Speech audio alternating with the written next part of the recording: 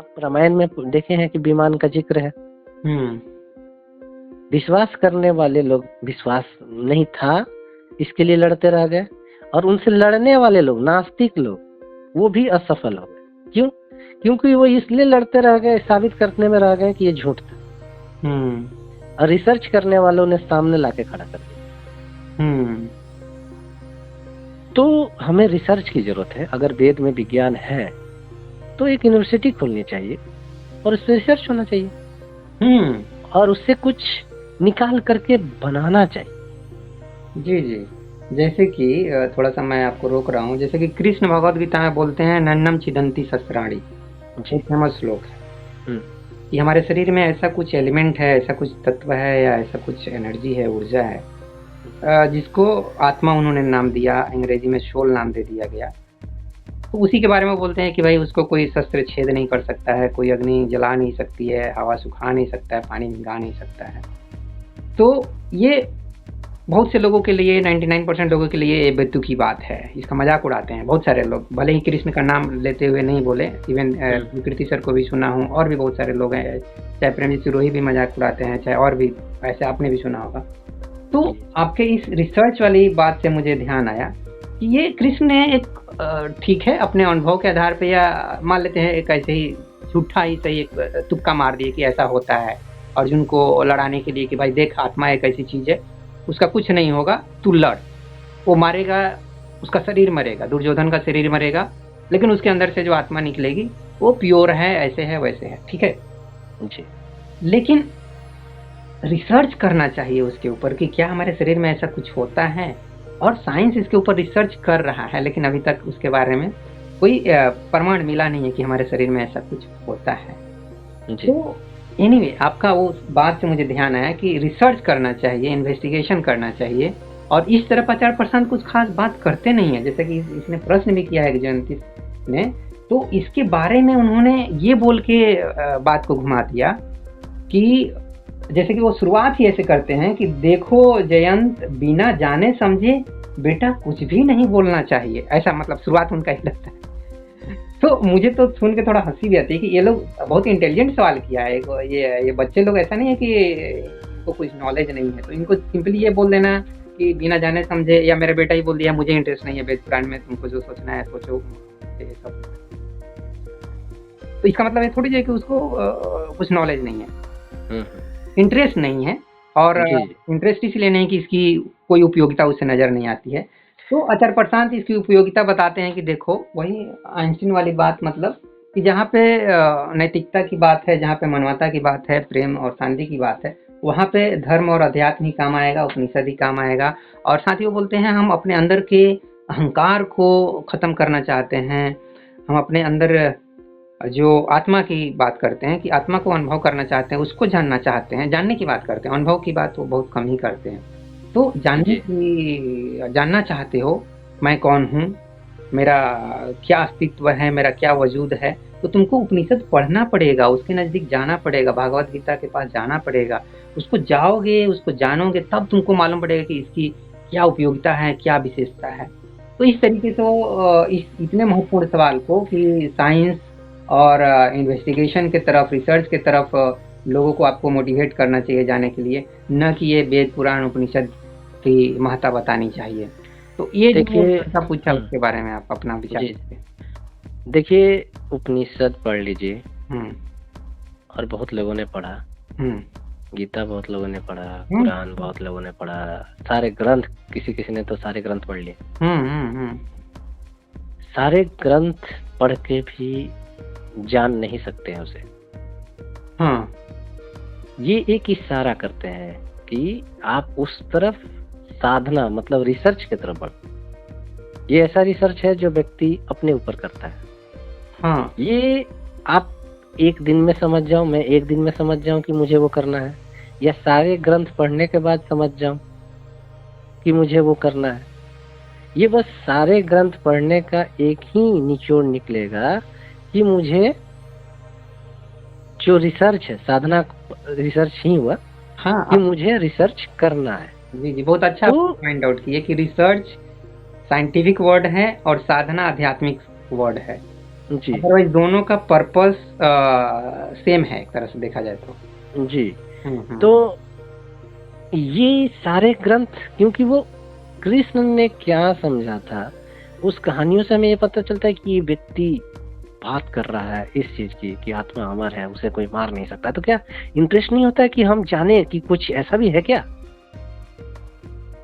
एक होता है ना क्यूरियोसिटी कि अरे भाई, हम तो अभी तक ना हाथ में चोट लग जाता था तो उसी की पीड़ा से पीड़ित थे, क्या कोई ऐसा भी हाथ है जिसमें चोट लगने के बाद भी कुछ नहीं होता?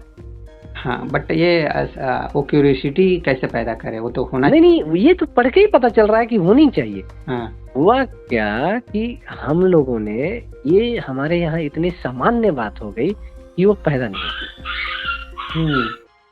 गली गली में ये बात है, हर मंडप में बात है, तो कोई पढ़ता है तो फिर उसको ये बस एक शब्द रह गया, तोता के रटंत हो गया है।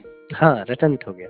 तो कृष्ण की गीता पढ़ लीजिए, चाहे मोहम्मद की कुरान पढ़ लीजिए, वो उनका जो अनुभव था, उन्होंने जो जाना था, वो जो समझते थे अपने जीवन से, अपने रिसर्च से, वो उन्होंने देने की कोशिश की है। मैं उसमें से क्या ले सकता हूँ?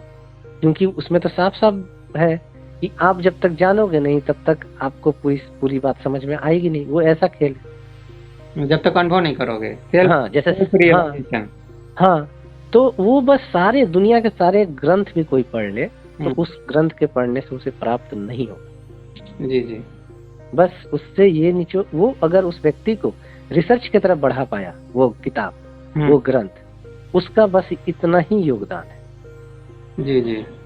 और ये योगदान कोई 1 मिनट में समझ ले या कोई 100 साल गवा के भी नहीं समझे। क्यों? वो गीता पढ़ने से नहीं होगा। वो गीता की क्लास ले रहे हैं, अलग मैटर करता है, लेकिन वो गीता पढ़ने से नहीं होगा। गीता बस यही बोल रही है, गीता इतनी बात कर रही है। आप देखिए ना, कितना मजेदार बात है कि कुछ ऐसा चीज है जो मुझे भेद नहीं सकता, शस्त्र मुझे भेद नहीं सकता। ये मजेदार बात नहीं है, जानना नहीं चाहिए। कोई जिज्ञासु व्यक्ति होगा जो हर चीज खोजता होगा जीवन में, वो जानेगा कि नहीं जानेगा इस बात को? जानना चाहेगा ना, इंटरेस्ट आएगा ना। तो ये बस उसका खेल वहीं खत्म हो जाता है कि वो मेरे अंदर एक जिज्ञासा भर दे कि नहीं, कुछ है, कुछ मतलब रहस्य है। इसीलिए अध्यात्म को रहस्यवाद भी कहते हैं। बट उस रहस्य का तो धर्म गुरु और बाबा लोग तो नाजायज फायदा उठाता है ना। आज देखिए, उसी रहस्य के नाम पे क्वांटम फील्ड की बात हो रही है। क्वांटम में अब भगवान को खोजा जा रहा है, या कुछ लोग कह रहे हैं कि क्वांटम में भगवान है, गॉड पार्टिकल में गॉड है, ऐसा कुछ अब चल रहा है। अब माने साइंस जो कुछ भी खोज करेगा उसमें कहीं ना कहीं उसको धर्म को रिलेट कर दिया जा रहा है और धर्म का धंधा लोग शुरू कर दे रहे हैं। देखिए, दुरुपयोग करने वाले तो भाषा का दुरुपयोग कर लेते हैं, वो करने वाले तो आप कुछ भी बनाइए उसका दुरुपयोग कर लेंगे। चाकू का दुरुपयोग कर लेगा और उपयोग करने वाला चाकू का उपयोग कर लेगा। वो तो अलग अलग विषय है कि कौन दुरुपयोग करने वाला, वो तो किसी चीज का दुरुपयोग कर देगा।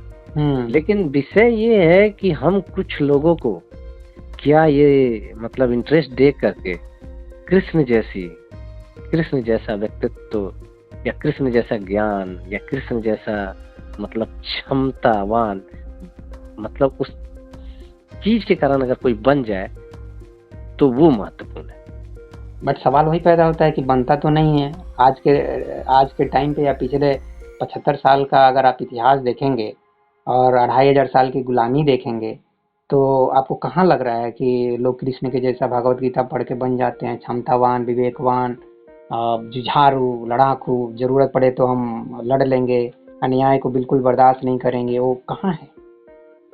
हाँ बिल्कुल, वैसे तो लोग नहीं बने, कृष्ण जैसा व्यक्तित्व तो नहीं निकला, लेकिन कृष्ण जैसा जो व्यक्तित्व है वो मल्टी डायमेंशन व्यक्तित्व है। मतलब एक साथ जिसमें कि सब हो। मल्टी डायमेंशन मतलब वो ठीक है आपको, लेकिन सिंगल डायमेंशन लोग निकले, जैसे ज्ञान के क्षेत्र में ओशो निकले।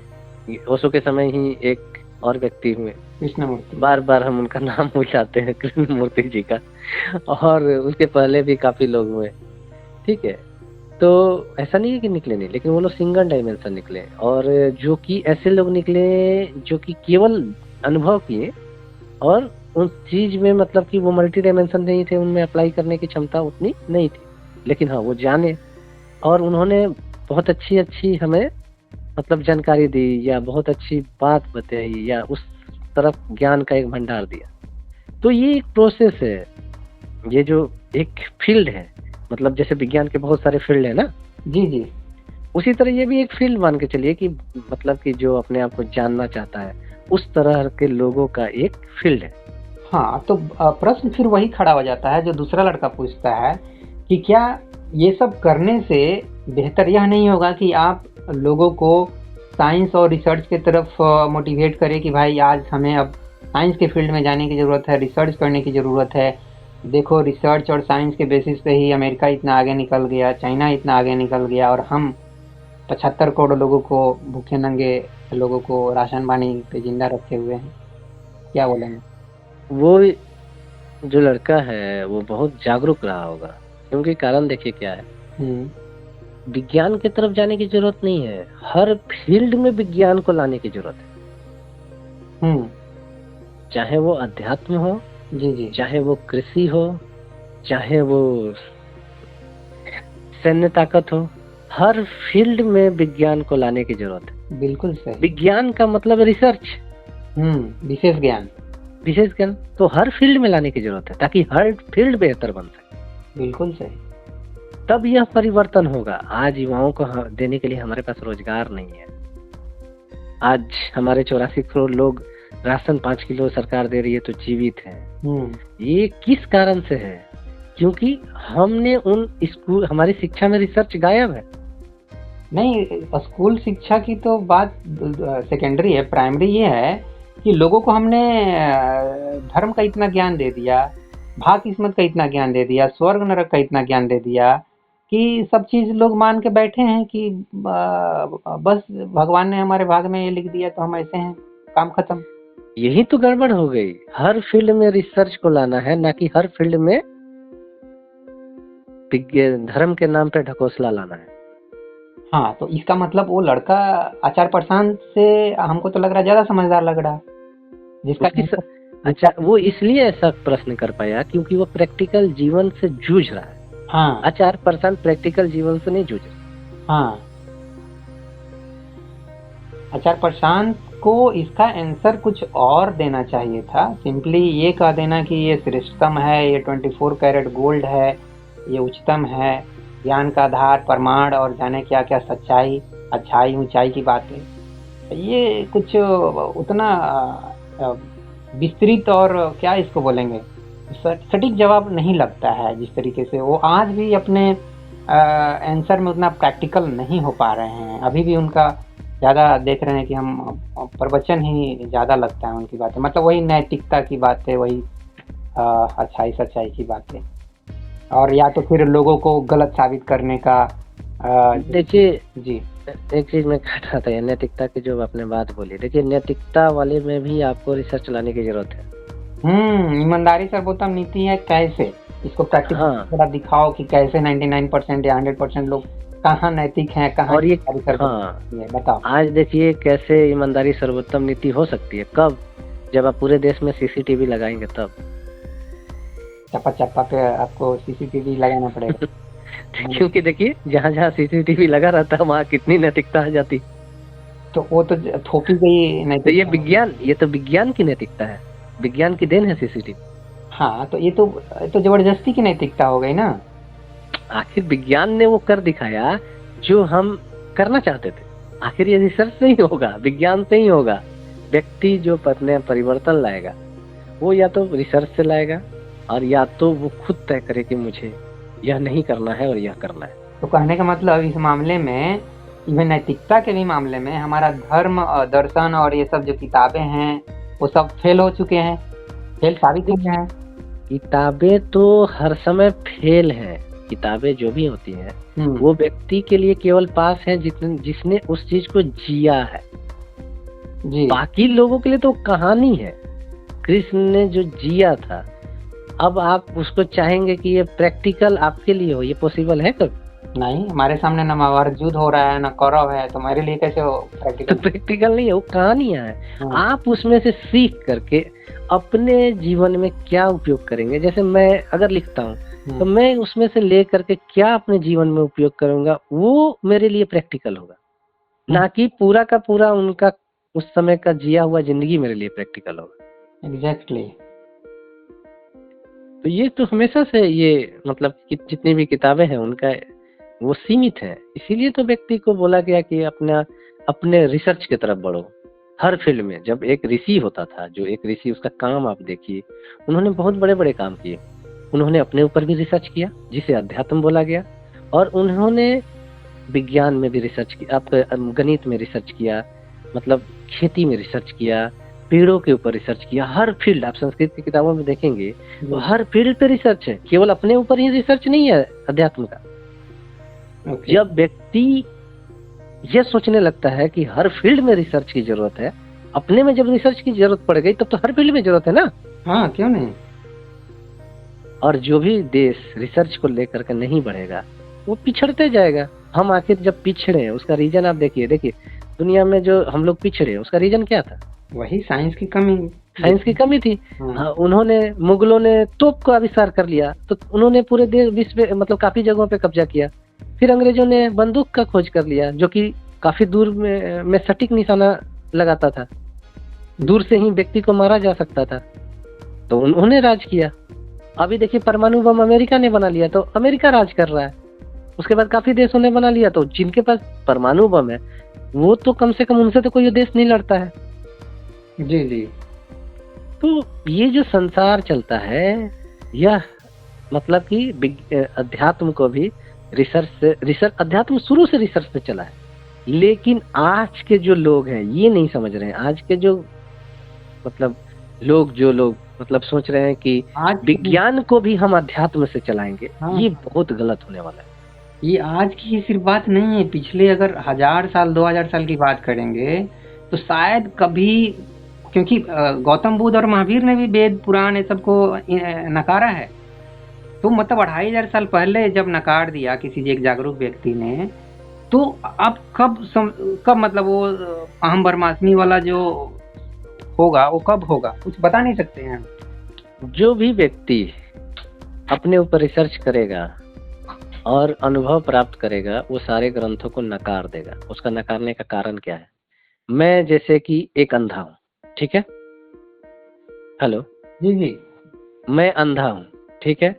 तो एक अंधे की ना दुनिया होती है, वो मतलब वो नाप करके चलता है और वो अपने तरीके हैं उसके, ठीक है? लेकिन जिस दिन उसको आंख लगा दिया जाता है उसके तरीके बदल जाते हैं जीने के।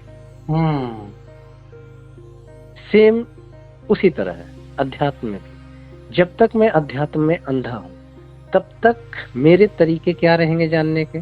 जो व्यक्ति हमें लगता है कि हमसे ज्यादा जानता है उसकी सुन लूं, ग्रंथों की सुन लूं।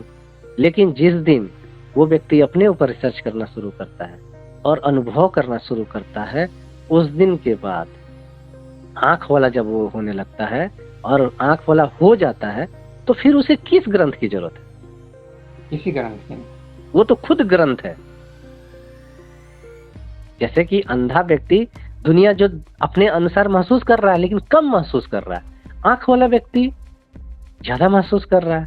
सेम वैसे ही जो व्यक्ति अध्यात्म में कोई अनुभव नहीं है वो तो महसूस कर नहीं सकता, तो उसे किसी जो महसूस किया है उसकी बातों को कहीं ना कहीं पढ़ करके सुन ले, सुन करके समझ ले, ये तो करेगा ही, उसकी मजबूरी है। तो ये बातें हैं। तो ओवरऑल कहने का मतलब, हम अब चर्चा को समाप्ति की तरफ ले जाते हैं। वो कहने का मतलब ये दोनों बच्चों ने अच्छा प्रश्न पूछा है और इसके ऊपर हमने विस्तार से चर्चा भी किया है। तो निष्कर्ष तो मेरे तरफ से यही होगा कि हमें साइंस एंड टेक्नोलॉजी के तरफ जाने की ज़रूरत है। नैतिकता के लिए हम उपनिषद का, जैसे कि वो सर्वे भवन्तु सुखिनः जो है, इस तरह की बातें सिर्फ थ्योरी से नहीं होगा।